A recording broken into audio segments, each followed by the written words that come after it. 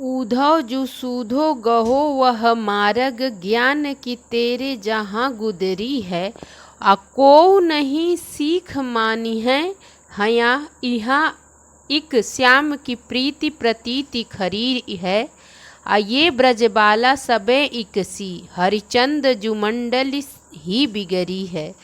एक जो होय तो ज्ञान सिखाइए, अकूप ही में यहाँ भांग धरी है। नमस्कार मेरे प्यारे बच्चों, PNS memorial school online classes में मैं पूजा सिंह आपका हार्दिक स्वागत करती हूँ।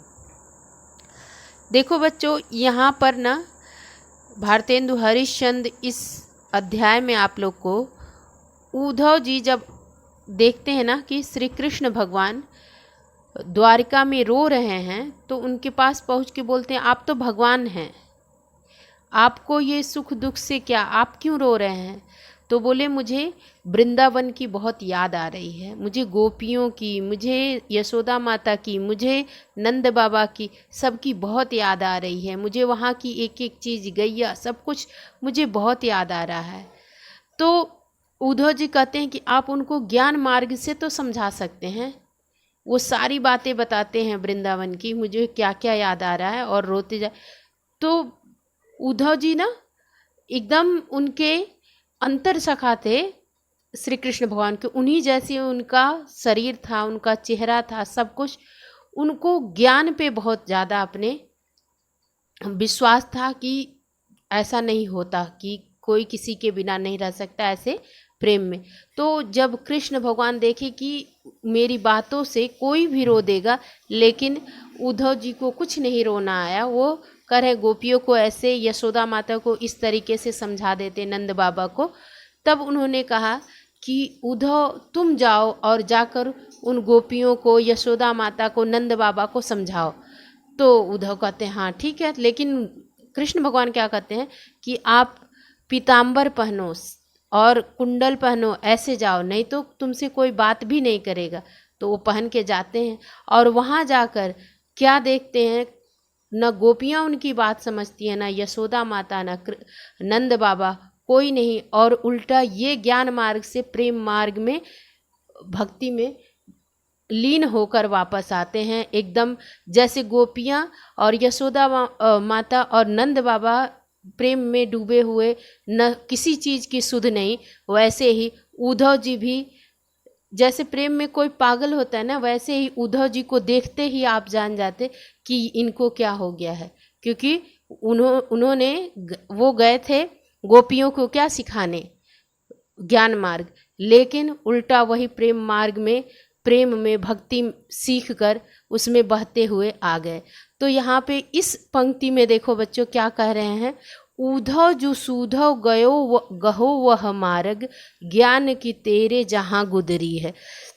हे उद्धव, तुम उस मार्ग पर सीधे चले जाओ जहाँ तुम्हारे ज्ञान की गुदड़ी रखी हुई है। गोपियाँ कहती हैं उद्धव से कि तुम उस मार्ग पे उस मार्ग पे चले जाओ जहाँ पर तुम्हारे ज्ञान की गुदड़ी रखी हुई है, और को नहीं सीख मानिए, यहाँ पर तुम्हारे उपदेश का कोई गोपी ग्रहण नहीं करेंगी। क्यों? क्योंकि सभी श्री कृष्ण के प्रेम में विश्वास रखती, एक श्याम की प्रीति प्रतीति खरी है। मतलब केवल और केवल किस पे, इस श्री कृष्ण के प्रेम में विश्वास रखती हैं। हे उद्धव, सभी ब्रजबालाएं एक सी हैं, ये ब्रजबाला सबे एक सी, और कोई जो है हरिचंद जो मंडली ही बिगड़ी है। यहाँ पर यदि कोई एक गोपी होती ना, यहाँ पे पूरी की पूरी, मतलब कोई एक, सारी ब्रजबालाएं जो है ना एक जैसी हैं, कोई भिन्न प्रकृति की नहीं, सारी गोपियाँ एक जैसे, एक कृष्ण से ही प्रेम करती थी, सब की सब बिगड़ी हुई हैं। एक जो होए तो ज्ञान सिखा, एक कोई रहता तो तुम उसे सिखाते भी, लेकिन कूप ही में यहाँ भांग पड़, मतलब यहाँ पूरे ही कुएं में ही भांग पड़ा हुआ। यहाँ पर ना क्या कह रही हैं गोपियाँ कि जैसे क्या होता है, एक गिलास कोई भांग पिए तो एक को नशा होगा, जब कुएं में ही पूरा भांग पड़ा है तो पूरा गांव का गांव ही यहाँ पर नशे में है, तो अपना ज्ञान किसको सिखाएंगे, यहाँ कोई आपका ज्ञान नहीं सीखेगा। इसलिए हे उद्धव, तुम उस मार्ग पर चले जाओ जहाँ पर तुम्हारे ज्ञान की गुदड़ी रखी हुई है। अब आप लोग इसमें से शब्द अर्थ कुछ भी जानना हो तो बता दूंगी आप लोग को, और लिख लेना आप लोग। तुम लोग शब्द अर्थ लिख लो कि गहो मतलब पकड़ो, गहो मतलब पकड़ो, और सीख, सीख मतलब है शिक्षा, अखरी मतलब पक्की। देखो बच्चों, एक बार फिर मैं आप लोग को समझा देती हूँ कि क्या है इसका अर्थ। कि ये जो सवैया है ना, इसमें गोपियाँ उद्धव जी से किस प्रकार उनके निराकार ब्रह्म के उपदेश को ग्रहण नहीं करती हैं और उनको कहती हैं कि आप यहाँ से उस मार्ग पे चले जाओ जहाँ आपके ज्ञान की गुदड़ी रखी हुई है। यहाँ तुम्हारे उपदेश को कोई गोपी ग्रहण नहीं करेगी, ठीक है।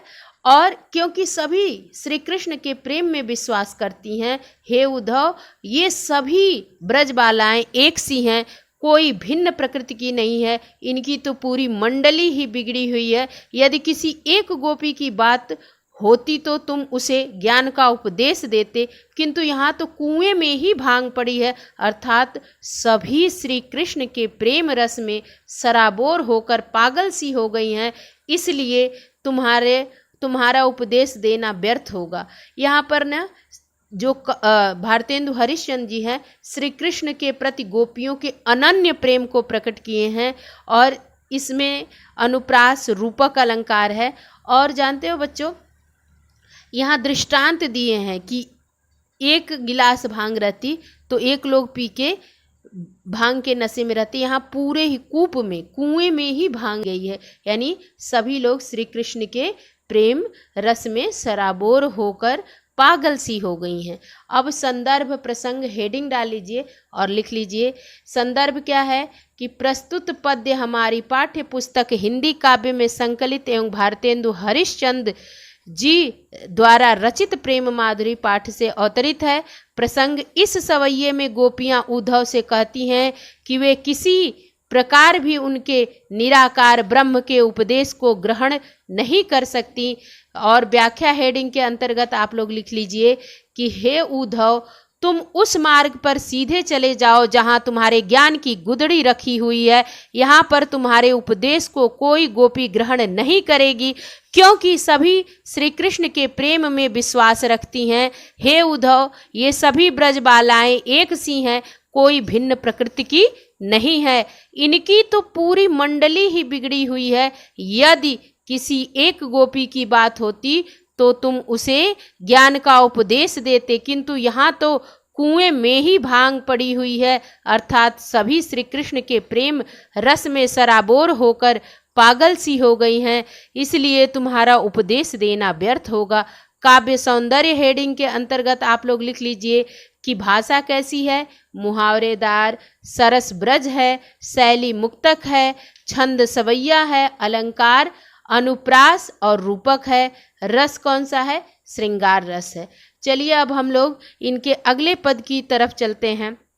अगला पद क्या है कि सखी आयो बसंत ऋतुन को कत, आयो बसंत ऋतु को चहु दिसि फूली रही सरसो, बर शीतल मंद सुगंध समीर सतावन हार भयो गरसों।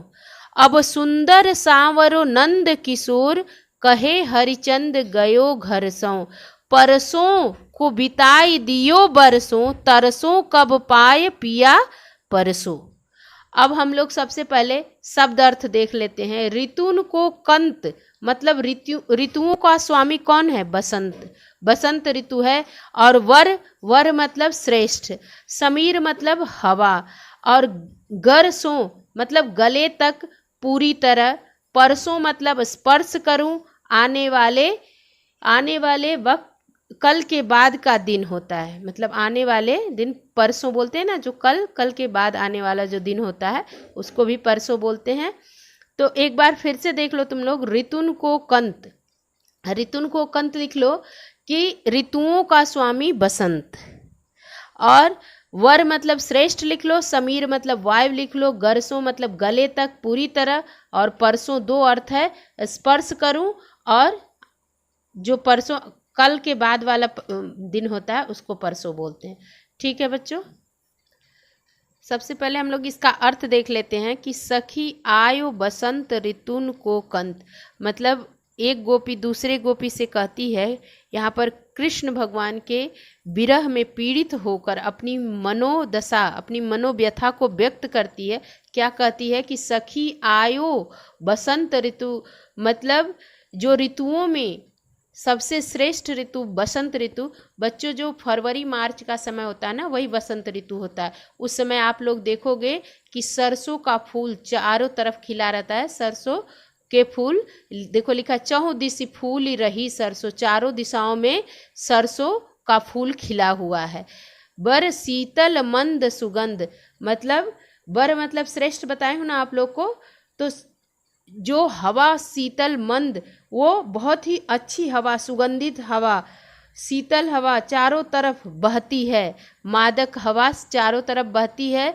सतावन हार भयो गरसो, मतलब ये सारी जो चीज़ें हैं इनको एकदम बसंत ऋतु सबको बहुत पसंद आता है, बहुत अच्छा लगता है। ऋतुओं में ना बहुत ज़्यादा ठंडी रहती है ना बहुत गर्मी रहती है, बहुत अच्छा मौसम रहता है। तो लेकिन गोपियों को क्यों नहीं अच्छा लग रहा है? क्योंकि उनके हरिचंद, उनके श्री कृष्ण भगवान नहीं आए। क्योंकि अब सुंदर सावरो नंद किशोर कहे हरिचंद गयो घर सो, उनके जो नंद किशोर श्री कृष्ण भगवान हैं वो घर से चले गए हैं, यहाँ से चले गए हैं, परसों को बिताए दिए। वो कह के गए थे कि परसों मैं आ जाऊंगा, लेकिन परसों को बिताए दियो बरसों, वो तो बरसों बिता दिए। तरसों कब पाए पिया परसों, मतलब वो अपने श्री कृष्ण भगवान के चरणों को स्पर्श करने के लिए तरस रही हैं, लेकिन पता नहीं कब उनके दर्शन होंगे। ऐसा गोपियां कह रही हैं। वो श्री कृष्ण के बिना पूर्ण रूप से कष्टदायक, उनको ये जो बसंत ऋतु है पूर्ण रूप से कष्टदायक प्रतीत हो रहा है। वो नंद नंदन श्री कृष्ण ये कह के गए थे कि मैं परसों मथुरा से लौट आऊँगा, और वो अभी तक नहीं आए। अब आप लोग संदर्भ प्रसंग व्याख्या कर लीजिए। संदर्भ हेडिंग डाल के लिख लीजिए कि प्रस्तुत पद्य हमारी पाठ्य पुस्तक हिंदी काव्य में संकलित एवं भारतेंदु हरिश्चंद्र द्वारा रचित प्रेम माधुरी पाठ से अवतरित है। प्रसंग हेडिंग के अंतर्गत लिख लीजिए आप लोग, यह सवैये में, इस सवैये में बसंत ऋतु के आगमन पर गोपियों की विरह व्यथा का चित्रण किया गया है। और व्याख्या हेडिंग के अंतर्गत आप लोग लिख लीजिए कि एक गोपी कृष्ण विरह से पीड़ित होकर दूसरी सखी से अपनी मनोव्यथा को व्यक्त करती हुई कहती है कि हे सखी, ऋतुओं का स्वामी बसंत आ गया है, चारों दिशाओं में पीली पीली सरसों फूल रही है, अत्यंत सुंदर शीतल मंद और सुगंधित वायु बह रही है, किंतु बसंत ऋतु का मादक वातावरण श्री कृष्ण के बिना मुझे पूर्ण रूप से कष्टदायक प्रतीत हो रहा है। नंद नंदन श्री कृष्ण हमसे यह बताकर गए थे कि मैं परसों तक मथुरा से लौट आऊंगा, परंतु उन्होंने परसों के स्थान पर न जाने कितने वर्ष व्यतीत कर दिए, अभी तक लौट कर नहीं आए। मैं तो अपने प्रियतम कृष्ण के चरणों को स्पर्श करने के लिए तरस रही हूँ, पता नहीं कब उनके दर्शन हो सकेंगे। काव्य सौंदर्य हेडिंग के अंतर्गत आप लोग लिख लीजिए, भाषा ब्रज है, शैली वर्णनात्मक मुक्तक है, रस वियोग श्रृंगार है, और छंद सवैया है, अलंकार यमक, अनुप्रास गुण माधुर्य। अनुप्रास अलंकार आप लोग जानते हो वर्णों की आवृत्ति होती है, और यमक अलंकार एक ही शब्द दो बार आए और अर्थ अलग अलग हो। ठीक है बच्चों, धन्यवाद, मिलते हैं अगले वीडियो में।